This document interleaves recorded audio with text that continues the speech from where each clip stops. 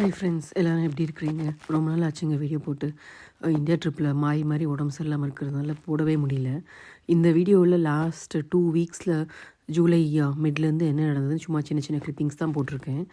So இது வந்து நாங்கள் திருவண்ணாமலை போகும்போது எடுத்த வீடியோ. ஸோ ஊர்லேருந்து கிளம்பி அந்த வேல ஒரு சின்ன மெஸ்ஸில் சாப்பிட்டு பிரேக்ஃபாஸ்ட் சாப்பிட்டுட்டு அப்படியே கிளம்பிட்டோம். திருவண்ணாமலை கிட்ட நெருங்க இந்த ஃபாரஸ்ட் ஏரியாவில் வந்து இந்த ரோஸ்வுட் இருந்தது. ஸோ எங்கள் வீட்டில் இந்த டீக் வுட் ரோஸ்வுட்டில் செஞ்ச ஃபர்னிச்சர்ஸ் எல்லாம் இருந்தது. ஸோ அதை பற்றி அப்படியே பேசிட்டு போயிட்டுருந்தோம். இதுதான் ஃபஸ்ட் டைம் நான் ரோஸ்வுட் பார்க்குறேன். செடி ரொம்ப தின்னாக இருந்தது. கொஞ்சம் வருஷம் போனால் அது செட் ஆகிடும் போல் இருக்குது. பெருசாக இந்த ட்ரங்க்கு ஃபர்னிச்சர்ஸ் எல்லாம் பண்ணுறதுக்கு. கோயில்கிட்ட வர இந்த கிரிவலம் போகிறவங்க கொஞ்சம் கூட்டமாக இருந்தாங்க. நாங்கள் ரீச் ஆகும்போது ஒரு 10:30, 11 இருக்கும் காலையில் போயிட்டுருந்தாங்க. நாங்கள் கோயிலுக்கு போயிட்டுருக்கும்போது கிளைமேட் நல்லா தான் இருந்தது. ஆனால் கோயிலை முடிச்சுட்டு வெளில வரும்போது பயங்கர ரோடெல்லாம் கொஞ்சம் பயங்கர சூடாகவே இருந்தது. ஸோ கோயில்கிட்ட போயிட்டுருக்குறோம். 4 என்ட்ரன்ஸில் வந்து ஒரு என்ட்ரன்ஸ் மூடியிருந்தாங்க. எங்கள் வீட்டில் வந்து மெயின் என்ட்ரன்ஸில் ஈஸ்ட் என்ட்ரன்ஸாக அதில் போகலான்னு சொல்லிட்டு அப்படியே பார்த்துட்டு போயிட்டுருந்தோம். நிறைய டைவர்ஷன்லாம் போட்டிருந்தாங்க. கோயிலை சுற்றி எங்கேயுமே நல்ல பார்க்கிங் அந்த மாதிரிலாம் நாங்கள் பார்க்கல. மேபி நாங்கள் போகிற சமயம் அப்படியான்னு. ஒரு வழியாக ஈஸ்ட் என்ட்ரன்ஸ் வந்தாச்சு. ஸோ இறங்கி நடந்து போயிட்டுருந்தோம். நான் எதிர்பார்த்த மாதிரி கடை, யூஸ்வலாக அந்த கோயில் வீதியில் நிறைய கடை அந்த மாதிரி இல்லை, கடை இருந்தது. ஸோ போகும்போது பார்த்தா நிறைய குட்டி குட்டி ஐட்டம், இந்த உரல் அடிக்கிறதுலாம் சின்ன சின்னதாக அழகாக இருந்தது. சரி கோயிலில் பார்த்துட்டு வெளில வரும்போது வாங்கிக்கலாம் அப்படின்ட்டு கிளம்பிட்டோம். போகும்போது எதுவும் பர்ச்சேஸ் பண்ணாமல் போயிட்டோம். நிறைய இந்த சின்ன சின்ன கல் செஞ்ச இந்த இடிக்கிறது அந்த மாதிரிலாம் நிறைய இருந்தது. ஸோ வாங்காமல் போயிட்டோம் கோயிலுக்குள்ளே. அதுதான் பெரிய தப்பு பண்ணிட்டோம். ஏன்னு சொல்கிறோம் வாங்க. ஸோ இதுதான் main entrance, east entrance. Tiruvannamalai எதுக்கு போகணுன்னா, நான் பிறந்தது வந்து திருவண்ணாமலை. இதுக்கு முன்னாடி போன ட்ரிப்பு போகும்போது போயிருக்கிறேன். அதெல்லாம் எப்படி இருந்ததுன்னு மறந்து போச்சு எனக்கு. ஸோ இந்த முறை ஊர்லேருந்து பக்கம் தான், ஒரு 2 hours தானே, போய் போகலான்னு சொல்லிட்டு கிளம்பியாச்சு. கோயில் ஈஸ்ட் என்ட்ரன்ஸ்க்கு நுழையிறதுக்கு முன்னாடியே இந்த மாதிரி கேட்ஸ் மாதிரி போட்டிருந்தாங்க. அதில் நுழைஞ்சவங்க தாங்க எல்லாம் கோயில் ஃபுல்லாக அந்த கேட் மாதிரி தான் போட்டிருந்தாங்க. எங்கேயுமே நம்ம வெளில வர மாதிரியே இல்லை. ஸோ இந்த பக்கம் நுழைஞ்சி வேறு என்ட்ரன்ஸ் வழியாக தான் எங்களால் வெளில வர முடிஞ்சது. எனக்கு இந்த ஆக்சுவலாக அந்த கோயிலில் அந்த செவத்தில் இருக்கிற அந்த இதெல்லாம் பார்த்துட்டு மெதுவாக அப்படியே ரசிச்சுட்டு, அந்த காலம் அந்த ஏன்ஷியன்ட் ஹிஸ்ட்ரி நமக்கு பெருசாக தெரியாது, பட் அப்படியே சும்மா ரசிச்சுட்டு போகிறதுக்கு எனக்கு பிடிக்கும். நிறைய யூடியூப் வீடியோஸ் கூட அந்த கோவில் இந்த மாதிரிலாம் அந்த ஏன்ஷியன்ட் இதை பற்றி போடுறதெல்லாம் நான் நிறைய பார்ப்பேன். ஸோ இது பாருங்கள், இன்னும் அந்த இதுக்குள்ளே தான் போயிட்டுருக்கோம். இந்த கல்வெட்டு இதெல்லாம் அதை ரசிச்சுட்டு போகணுன்ற ஒரு இதுவே இல்லை. எல்லாம் பின்னாடி இப்படி லைனாக க்யூ கட்டி தள்ளி விடுற மாதிரி அந்த மாதிரி தான் இருந்தது. திருப்பதி விட மோசமாக இருந்ததுன்னு வச்சுக்கோங்களேன். திருப்பதி நான் ஆக்சுவலாக 20+ இயர்ஸ் இன்னும் போகவே இல்லை. இந்த மாதிரி ஒரு பிளான் இருந்தது, பட் நிறைய பேருக்கு உடம்பு சரியில்லைனா அந்த பிளான் எல்லாம் கேன்சல் பண்ணிட்டோம். ஸோ போயிட்டுருக்கோம். டிக்கெட், அந்த ஸ்பெஷல் என்ட்ரன்ஸ் டிக்கெட் இங்கே ஏதோ வாங்கணும், அதை வாங்கிட்டு தான் போகணும். ஆனால் என்ன ஆச்சுன்னா, எங்களை வந்து இன்னொரு க்யூ, அந்த ரெகுலர் க்யூ வந்து ஃப்ரீயாக இருக்குன்னு சொல்லிட்டு அதில் திருப்பி விட்டாங்க. இந்த பாருங்கள், கோயில் எங்கே பார்த்தாலும் அந்த கேட் இருக்குது பாருங்கள், அந்த மாதிரி தான் இருந்தது. எனக்கு என்னமோ பெருசாக அதில், ஏன்னா லாஸ்ட் டைம் போகும்போது இந்த மாதிரி கேட்ஸ்லாம் இல்லை. ஸோ அழகாக கோயிலை சுற்றி நல்லா ரசித்து நம்ம டைம் எடுத்து பார்க்குற மாதிரி இருந்தது. இது வந்து அந்த குதிரைக்கு கட்டுவாங்களா, அந்த மாதிரி கட்டி விட்ட மாதிரி நுழைஞ்சது தான் தெரியும் எங்களுக்கு. அப்படியே அதை இடிபாடி பட்டுட்டு கும்பிட்டு வரத்துக்குள்ளே போதும்னு ஆயிடுச்சு. அந்த காலத்து சிலையெல்லாம் அவ்வளோ அழகாக இருக்குது பாருங்கள். நீங்கள் ஏதாவது அந்த யூடியூப் வீடியோஸ் ஏன்ஷியன்ட் ஹிஸ்ட்ரி பற்றி ஏதாவது பார்ப்பீங்களா அப்படின்னு சொல்லுங்கள். நான் நிறைய ஒரு 2-3 சேனல்ஸ் நான் ஃபாலோ பண்ணி நான் பார்ப்பேன். அப்படி பார்க்கும்போது எனக்கு தெரியும், சென்னை டு பெங்களூர் ஹைவேல எஸ்பெஷலி கிருஷ்ணகிரிலெலாம் நிறைய அந்த காலத்து இதை சிற்பமெல்லாம், அந்த பெயிண்டிங்கெல்லாம் கூட இருக்குது அப்படின்னு. திருவண்ணாமலை அந்த ஏற்றுவாங்க இல்லையா ஜோதி, அந்த இது ஆல்மோஸ்ட் கோவிலில் முடிச்சுட்டு வெளில வந்தாச்சுங்க. இது வேறு என்ட்ரன்ஸு. நாங்கள் என்ன பண்ணோன்னா, கோவிலுக்குள்ளே இறங்கும்போது செருப்பெல்லாம் வண்டிக்குள்ளேயே விட்டுட்டோம். நாங்கள் அடுத்த என்ட்ரன்ஸ்குள் வெளில வரும்போது காலெல்லாம் பயங்கரமாக சுட்டு, டிரைவர் வண்டி எடுத்து வந்து ஏறுறதுக்குள்ளே போதும்னு ஆயிடுச்சு. ஸோ கோயிலை முடிச்சுட்டு, கோயில் பக்கம் தானே சாத்தனூர் டேம். ஸோ இவ்வளோ தூரம் வந்தாச்சு, பார்த்துட்டு போயிடலான்னு. ஏன்னா எங்கள் அப்பா வந்து அதில் ஏதோ கெனாலில் ஒர்க் பண்ணியிருக்காரு, அவருக்கும் பார்த்து ரொம்ப நாள் ஆச்சுன்னு சொல்லிட்டு சாத்தனூர் டேம் வந்தோம். இது ஒரு மினியேச்சர் கிருஷ்ணகிரி டேம் மாதிரி தாங்க இருந்தது. அதே மாதிரி மாடல், கொஞ்சம் பெருசு. இங்கே பாருங்கள், என்னோடய பழைய வீடியோ பார்த்துருந்தீங்கன்னா இதே மாதிரி இருக்கும். அதே மாதிரி தான் இருந்தது டேமு. இது வந்து கொஞ்சம் பெருசு. நிறைய பேர் இங்கேயும் இருந்தாங்க. தண்ணி வந்து கொஞ்சம் பெருசாக இல்லை. இது பார்த்தீங்கன்னா உங்களுக்கு அந்த கிருஷ்ணகிரி டேம் பார்க்குற மாதிரி தான் இருக்கும். சைஸ் மட்டும் கொஞ்சம் டிஃப்ரென்ஸ் இருக்கும். ஸோ சாத்தனூர் டேம் பார்த்தாச்சு. மேலே போகணும். மேலே இந்த வண்டி பார்க் பண்ண இடத்துல அந்த குரங்கு வந்து ஒவ்வொரு பைக்காக தாவி அந்த பவுச்செல்லாம் ஓப்பன் பண்ணி மனுஷங்க மாதிரி உள்ளே என்ன இருக்குன்னு பார்த்து எடுத்துகிட்டு இருந்தது. பைக் நிறுத்திட்டு போனவங்க பாவம், அவங்களுக்கு தெரியாது போல் இருக்குது. இது ரிசர்வாயரில் அவ்வளோ தண்ணியே இல்லை. நான் சொன்ன மாதிரி எல்லோரும் மக்கள் அந்த சாப்பாடு எடுத்துகிட்டு வந்து சாப்பிட்றவங்க எல்லாம் சாப்பிட்டுட்டு அங்கங்கேயே போட்டிருந்தாங்க. மேபி நிறைய டஸ்ட்பின்ஸ் அங்கங்கே வைக்கணும்னு நினைக்கிறேன், வசதியாக மக்களுக்கு தூக்கி போடுறதுக்கு. அதே மாதிரி தாங்க எந்த டேம் எடுத்தாலும் சுற்றி முற்றி அந்த மீன் கடையில் இருக்கும். மீனெல்லாம் நாங்கள் சாப்பிடல. அந்த வே வந்து சுகர் கேன் ஜூஸ் மட்டும் சாப்பிட்லான்னு சொல்லி இறங்கணும். இதுக்கு முன்னாடி சாப்பிட்ட இடத்துலலாம் வந்து இந்த மேனுவல் அந்த மிஷின் வச்சு பண்ணிகிட்டு இருந்தாங்க. இது வந்து ஏதோ ஆட்டோமேட்டிக் மிஷின் இருந்தது. அந்த அக்கா கிட்ட எவ்வளோ அப்படிலாம் விசாரிச்சுட்டு இருந்தோம். 75,000 அப்படின்ட்டு இருந்தாங்க. ரொம்ப ஈஸியாக போட்ட உடனே அப்படியே சிரமம் இல்லாமல் டக்குன்னு வந்துடுது பாருங்கள். ஸோ இப்போ இந்த இம்ப்ரூவ்மெண்ட் தான். போன வீடியோலும் சொல்லியிருப்பேன், இந்தியா போகும்போது நிறைய இம்ப்ரூவ்மெண்ட்டுனாங்க. எனக்கு தெரிஞ்சு ஹைரேஸ் பில்டிங்ஸ் தவிர வேறு எந்த இம்ப்ரூவ்மெண்ட்டுமே இல்லைங்க. பெரிய டிஃப்ரென்ஸே இல்லை எனக்குன்னு வச்சுக்கோங்களேன். அந்த மாதிரி தான் இருந்தது. இந்த முறை நிறைய எங்கே சுகர் கேன் ஜூஸ் பார்த்தாலும் கொஞ்சம் நிறுத்தி குடிச்சிட்டு இருந்தோம். ஸோ அந்த அக்கா செஞ்சு கொடுத்துட்ருந்தாங்க. நான் கேட்டேன், என்னக்கா சுகர் போட்டிங்களா அப்படின்னு. ரொம்ப கோவம் வந்துருச்சு போல இருக்குது. உங்கள் கண்ணு முன்னாடி தானே பண்ணுறேன் அப்படின்னாங்க. நமக்கு எங்கே ரொம்ப வருஷம் கழித்து குடிக்கிறோம். ரொம்ப ஸ்வீட்டாக இருந்தது, அதனால கேட்டேன். ஸோ அந்த கரும்பு கடைக்கு பக்கத்தில் எல்லாம் கொஞ்சம் அழகாக இருந்தது. அது சும்மா ஒரு ஸ்க்ரீன் ஷாட் எடுத்துகிட்டு அப்படி கிளம்பியாச்சு. கிளைமேட்டும் ரொம்ப நல்லா இருந்தது அன்றைக்கி. ஆனால் கோயிலில் தாங்க கொஞ்சம் கூட்டம் அதிகம், ரொம்ப நெருக்கடியாக இருந்தது. ஸோ அதை தாண்டி வரும்போது ரிட்டர்னில் இந்த மண்பானை கடை பார்த்தோம். ஆக்சுவலாக நாங்கள் நினச்சோம் எல்லாமே ஒரே கடைன்னு. ஃபஸ்ட்டு ஒரு கடையில் போய் விசாரிச்சுட்டு இருந்தோம். பார்த்தா அது வந்து ரிலேட்டிவ்ஸ் போல் இருக்குது, பக்கம் பக்கம் வீடு. இது ஆக்சுவலாக வந்து 3 கடை. நான் ஒரு கடையில் எல்லாம் வேலை பேசிட்டு பார்த்ததுக்கப்புறம் எங்கள் அம்மா இன்னொரு கடைக்கு போனாங்க. அங்கே கொஞ்சம் வான்னு கூப்பிட்டு இருந்தாங்க.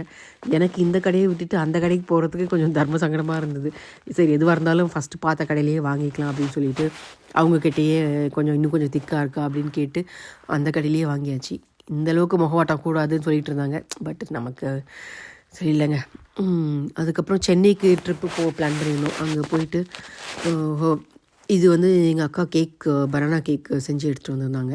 ஸோ அதை சாப்பிட்டு ஓவர் நைட்டாக அன்றைக்கி ஒரு 30 மினிட்ஸ்க்குள்ளேயே எல்லாத்தையும் சாப்பிட்டு முடிச்சிட்டோம். ஆக்சுவலாக சென்னைக்கு போயிட்டு அங்கே ஷாப்பிங்லாம் முடிச்சுட்டு இருக்கிற வேலையெல்லாம் முடிச்சுட்டு வர மாதிரி தான் பிளானு. அன்ஃபார்ச்சுனேட்டாக என்ன ஆச்சுன்னா, நான் வேலை பண்ணிகிட்டு இருந்தப்போ எங்கள் அப்பா ஃபோனில் வந்து இந்த பர்க்லர் அலாம் அடிச்சதுங்க. என்னென்னு பார்த்தா ஊரில் வந்து வீட்டை வந்து உடச்சிட்டாங்க, திருடங்க வந்து உடச்சிட்டாங்க. ஸோ வேறு வழி இல்லாமல் ஊருக்கு மறுபடியும் கிளம்பி வந்தாச்சு. ஆனால் நான் வந்து மறுநாளே வந்து ரிட்டர்ன் சென்னைக்கு போயிட்டு கொஞ்சம் கோவிலெல்லாம் போகணுன்னு ஆசையாக இருந்தது. ஸோ மயிலாப்பூர் கோவில் போயிட்டு, இதுதான் ஃபஸ்ட் டைம் சென்னையிலே இருந்து படிச்சிருந்தாலும் இதுதான் ஃபஸ்ட் டைம் நான் கபாலீஸ்வரர் கோவிலுக்கு போகிறேன். ஸோ போயிட்டு அன்றைக்கி வந்து ஏதோ விசேஷ நாள் போல் இருக்குது, கூட்டமாக இருந்தது. பார்த்துட்டு நல்லா இருந்தது. கோயில் ரொம்ப டிவைனாக இருந்தது. கோயிலும் பார்த்தாச்சு. இன்னொரு நாள் வந்து சரி பீச்சுக்கு போகலாம் அப்படின்ட்டு பெசன்ட் நகரெல்லாம் மெரினா போகலாம். ஸோ இதில் அந்த செகண்ட் லாங்கஸ்ட் பீச்சுன்னு இல்லையா, சரி பையனுக்கு காட்டலாம் அப்படின்ட்டு போனோம். இந்த சென்னை மாறினது மாதிரி ஒன்றும் தெரியலங்க. மாறினதுன்னா இன்னும் கொஞ்சம் எக்ஸ்ட்ரா குப்பை, எக்ஸ்ட்ரா இது எல்லாமே எக்ஸ்ட்ரா என்ன சொல்கிறது, ஒரு நல்ல விஷயம் இல்லாமல் வேறு மற்ற விஷயத்தில் தான் ரொம்ப எக்ஸ்ட்ராவாக இருந்தது சென்னை. அதை நினச்சிக்கிட்டேன், என்னடா மாறி இருக்குன்னு சொன்னீங்களே, ஒன்றுமே மாறல அப்படின்னு. இவர் வந்து ஷூட்டிங் பண்ணணுன்னு கேட்டார். அது ஒரு 2 முறை பண்ணார். இங்கே இருக்கும்போதே கேட்டுட்ருப்பான். ஸோ அங்கே போயிட்டு பீச்சில் சரி பே பண்ணி பண்ணான் அவன். இப்போ பீச்சில் மாடெல்லாம் வருது. உட்காந்துட்டு இருந்தால் பக்கத்துலேயே மாடு வருது. என்ன பாருங்கள் எவ்வளோ குப்பையாக இருக்குது பாருங்க பீச்சு. அந்த காலத்தில் கூட போகும்போது கூட இந்த அளவுக்கு இல்லை, இப்போ இன்னும் மோசமாக இருக்குது. இங்கேயும் வந்து எங்கேயுமே நான் ட்ராஷ் கேன் பார்த்த மாதிரியே தெரியலைங்க. அங்கங்கே பீச்சில் நடுவில் கொஞ்சம் வைக்கலாம், அப்போ தான் மக்கள் ஈஸியாக போடுறதுக்கு வசதியாக இருக்கும்னு. கடையில் அந்த மாதிரி இடத்துல தான் இருக்குது. என்ன பண்ணுறது. ஆனால் உட்காந்த சமயத்தில் பீச்சுக்கு மேலே நிறைய ஃப்ளைட்ஸ் போகிறத பார்த்தோம், நல்லா இருந்தது. ஆனால் ரொம்ப என்ஜாய் பண்ண முடியலைங்க. இந்த குப்பையெல்லாம் பார்த்துட்டு கொஞ்சம் இதுவாக தான் இருந்தது. பீச்சுன்ற விஷயத்து இதுக்கு எங்கள் டெக்ஸஸ் பீச்சே நல்லாயிருக்கு, அதையே நாங்கள் அழுக்கு தண்ணின்னு சொல்லிகிட்ருப்போம். இந்த குப்பைக்கு அழுக்கு தண்ணியே பெட்டர்ன்ற மாதிரி தான் எனக்கு தோணுச்சு. ஸோ மெரினா பீச்சில் அப்படியே உட்காந்து ஒரு டீ குடிச்சிட்டு சுண்டல் முறுக்கெல்லாம் எதிர்பார்த்தேன், யாருமே இல்லை. மேபி வீக் டேல நாங்கள் போனதுனால ஜாஸ்தி இல்லையோ என்னமோ தெரியல. ஐ மீன் ஈவினிங் தான் போனோம். பட்டு தெரியல, யாரும் இல்லை. சும்மா போட்டு அதுக்கு ஷிப்பெல்லாம் பார்த்துட்டு கொஞ்சம் நேரம் உட்காந்துட்டு அதுக்கப்புறம் சரி, அதுக்கப்புறம் பஜ்ஜி கடை எங்கேயாவது போய் சாப்பிட்டுட்டு போகலாம் அப்படின்ட்டு. இந்த கார்ன் சோள கடை இருந்தது, நான் சாப்பிடல. இங்கே வந்து இந்த ஸ்வீட் கார்ன் ரொம்ப எலசாக சாப்பிட்டுட்டு எனக்கு நம்ம ஊர் கார்ன் வந்து சாப்பிட்றதுக்கு பிடிக்கல. அதனால் கார்னும் வாங்கலை. ப்ளஸ் எனக்கு சுட்ட கார்ன் வந்து ரொம்ப பிடிக்காது, பாயில்டு கார்னால் நல்லாயிருக்கும். அதுக்கப்புறம் பஜ்ஜியில் ஒரு 4 வெரைட்டி பஜ்ஜி வாங்கி சாப்பிட்டாச்சு. காலிஃப்ளவர் வேணான்ட்டோம், ஏன்னா காலிஃப்ளவர் வந்து ஏற்கனவே புழு இருக்கும், அது வந்து சுடுதண்ணியில் போட்டெல்லாம் செய்ய மாட்டாங்கன்னு நினைக்கிறேன். ஸோ அது ஒரு 4 காய் பஜ்ஜி மட்டும் வாங்கி சாப்பிட்டுட்டு இப்படி கிளம்பிட்டோம். நல்ல மழை பிடிச்சிருச்சிங்க. ரொம்ப மழைன்னு சொல்ல முடியாது, ஆனால் வெளில வந்து நான் ஃபுல்லாக நனைகிற அளவுக்கு இருந்தது.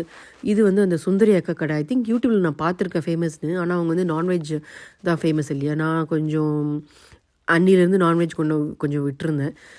ஸோ நல்ல மழை பிடிச்சிச்சு. யூபரை புக் பண்ணால் அவள் ஃபஸ்ட்டு வர கேன்சல் பண்ணிட்டாரு மழைன்ட்டு. நல்ல வேலை இன்னொருத்தர் வந்தார், அடிச்சு பிடிச்சி கிளம்பியாச்சு. ஸோ சென்னையிலலாம் முடிச்சுட்டு மறுபடியும் ஊருக்கு கிளம்பியாச்சு.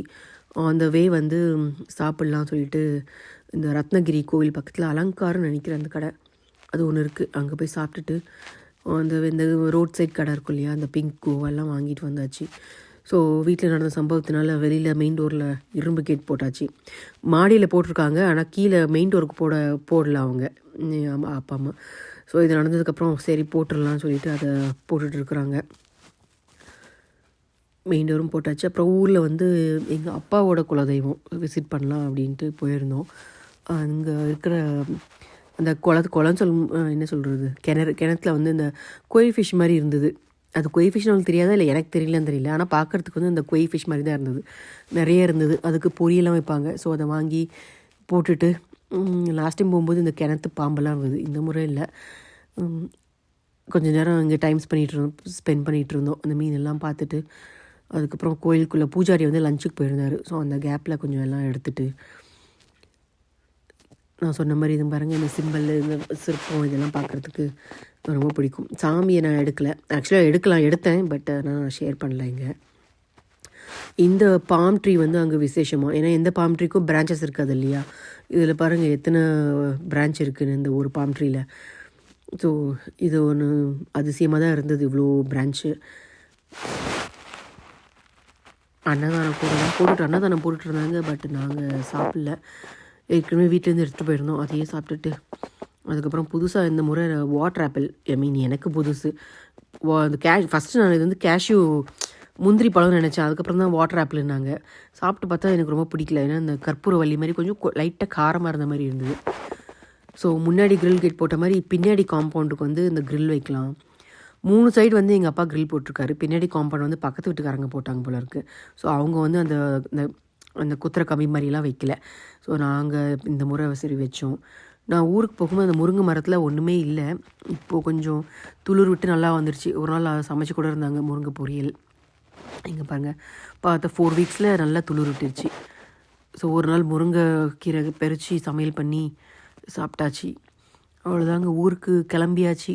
July end, last day July 31 Bengaluru ஏர்போர்ட்லேருந்து தான் கிளம்புறோம். ஸோ ஊர்லேருந்து மார்னிங் 7 o'clock எனக்கு ஃப்ளைட்டு. ஸோ நைட்டு ஒரு 10:30க்கு ஸ்டார்ட் பண்ணோம். பெங்களூர் கிட்ட வரும்போது ஆல்மோஸ்ட் 1 காலையில் 1 o'clock. எவ்வளோ டிராஃபிக் பாருங்கள். நாங்கள் எடுத்த ரூட் வந்து அந்த ஐடி காரிடார் ஆஃபீஸ்லாம் இருக்கும் இல்லையா. ஸோ அதனாலேயே என்னமோ தெரியல 1 o'clock பயங்கர டிராஃபிக் ஜாமு. அதுக்கப்புறம் அந்த டிரைவரை நான் வேறு ஏதோ ரூட் எடுத்து ஒரு வழியாக வந்து செஞ்சிச்சு. ரொம்ப அவசரம் இல்லை, மார்னிங் 7 o'clock தான் எனக்கு ஃப்ளைட்டு. ப்ளஸ் யாரோ சொல்லிகிட்டு இருந்தாங்க அந்த 3 hours முன்னாடி வந்து ஏர்போர்ட்குள்ளே அலோவ் பண்ண மாட்டாங்க என்னமோ சொல்லிகிட்டு இருந்தாங்க. ஸோ இன்னும் கொஞ்சம் லேட்டாக கிளம்பிருக்கலாம், பட் கிளம்பியாச்சு. இன்கேஸ் நடுவில் ஏதாவது வண்டி ரிப்பேர் ஆச்சு அது மாதிரி நான் கொஞ்சம் சமாளிச்சுக்கலாம் அப்படின்னு.